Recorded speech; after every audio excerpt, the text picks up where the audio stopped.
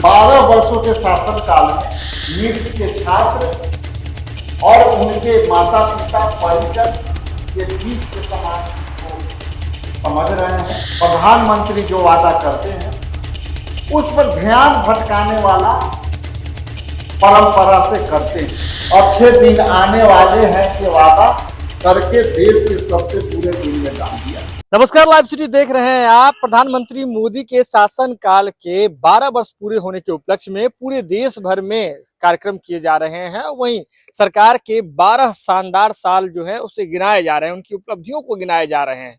BJP सरकार के मंत्री हो या फिर विधायक हो, हर जगह कार्यक्रम किए जा रहे हैं और एनडीए सरकार की उपलब्धियों को जो है जनता के बीच में पहुंचाने का काम किया जा रहा है। लेकिन अब इस बीच में बिहार कांग्रेस की ओर से बड़ा तंज जो है कसा गया है। बिहार कांग्रेस के प्रदेश अध्यक्ष राजेश राम के नेतृत्व में प्रेस कॉन्फ्रेंस करके बताया गया है कि 12 साल विकास काल नहीं बल्कि विनाश काल है, अमृत काल नहीं बल्कि विष काल है। और इसके पीछे उन्होंने अपनी दलील भी दी है।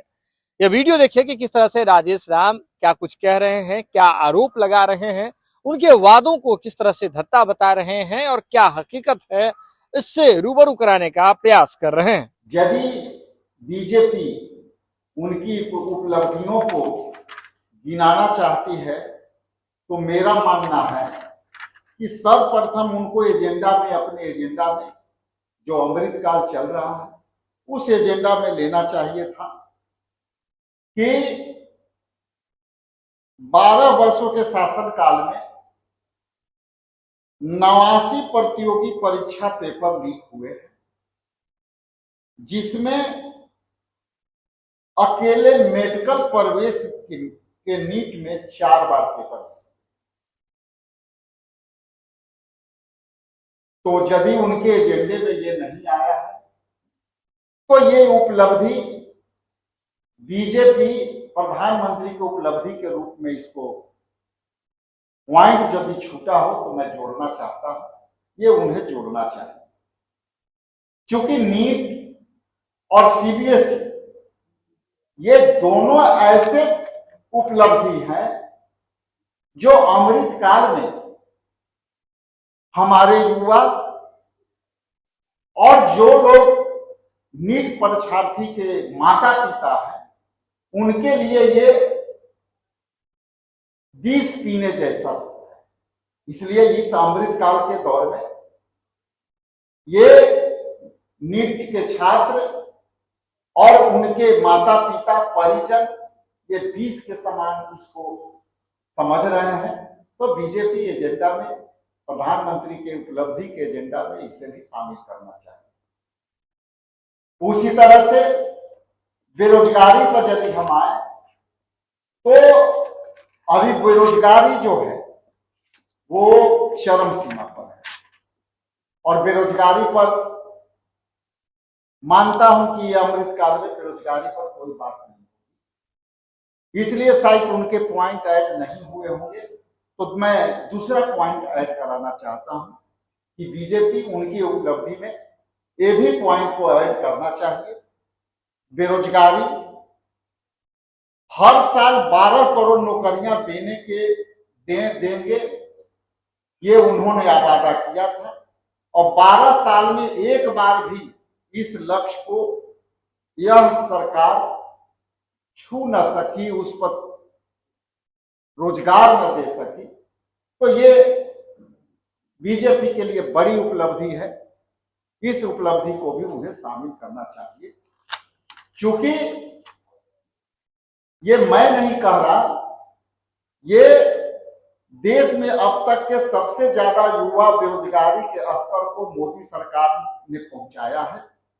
CMIE 2022-23 के आंकड़ों के अनुसार 45.4% युवाओं को बेरोजगार हुए हैं।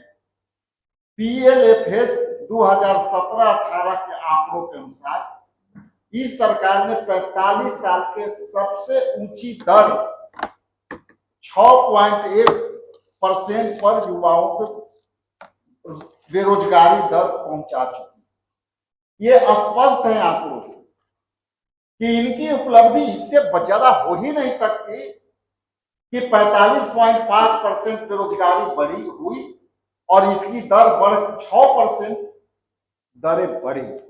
तो ये भी पॉइंट बीजेपी को जोड़ने में लेना चाहिए कि मोदी जी के सरकार में 12 साल के सरकार में अमृतकाल में युवाओं की बेरोजगारी दर 45.4% से बढ़ करके उसमें इजाफा हुआ है 6.1%। चूंकि हर मोर्चे पर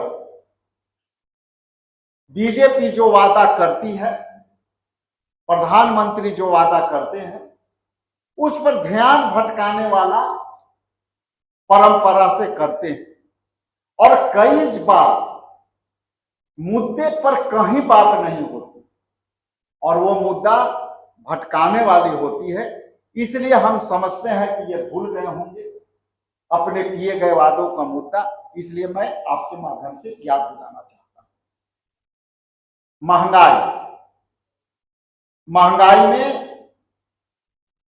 कम करने के दावों के बीच लोक लुभावन घोषणाएं सभी को याद है, लेकिन अब यादों में ही यह रह गई। अच्छे दिन आने वाले हैं कि वादा करके देश के सबसे बुरे दिन में डाल दिया। अच्छे दिन नहीं आए, लेकिन घरेलू सिलेंडर जो हम गैस के उपयोग करते हैं 410 से बढ़ करके 2026 से 1100 से ज्यादा हो चुकी है। तो ये भी बीजेपी को उपलब्धि में, प्रधानमंत्री को उपलब्धि में जोड़ना चाहिए, क्योंकि देश उनकी हर वादे को याद रखता है और वो वादा यदि भूल रहे हैं तो हम उनको उस वादे को याद दिला करके सहयोग कर रहे हैं। और इसके लिए बीजेपी को ये बहुत गंभीरता से लेनी चाहिए कि शायद वो वादा भूल रहे हैं तो ये वादा को पूर्ण करें। इसके बाद किसानों की हालत, किसान की हालत 2022 तक के किसानों की आयु दोगुनी करने की घोषणा इस सरकार ने करके वाहवाही तो ले ली, लेकिन एनसीआरबी के 2024 के आंकड़ों के अनुसार 10,546 किसानों ने आत्महत्या की है, जो कहीं से भी जायज नहीं ठहराई जा सकती। ये भी उन्होंने वादा किया था, वादा भूल गए होंगे, तो प्रधानमंत्री के उस उपलब्धियों में इसे भी शामिल करना चाहिए। आपके माध्यम से मैं बताने का कोशिश कर रहा हूं। उसी तरह से आपके C2MSP की बातें इस सरकार ने किसी किसानों के लिए कही थी, लेकिन अब भी उन्हें यह नहीं मिली है। अब आते हैं महिलाओं के आरक्षण पर, महिलाओं के अधिकारों पर, जो उन्होंने लगातार महिलाओं के लिए चर्चा किया। आपको पता है कि लोकसभा और राज्यसभा के सत्रावधि जो हाल ही में संपन्न हुए, उसमें उन्होंने जो विधेयक, महिला आरक्षण विधेयक बिल 2023 में लाए गए थे, उसके बावजूद भी उन्होंने इसके चर्चा के परिक्षेत्र में रखा, चर्चा में लाया। तो मैं याद दिलाना चाहता हूं कि साहब 2023 में हमारे नेता और हमारे यूपी अध्यक्षा सोनिया गांधी जी, राहुल गांधी जी और हमारे खड़गे साहब ने लगातार इसका संघर्ष का रूप दिया और लोकसभा में महिला आरक्षण बिल 2023 में लागू किया।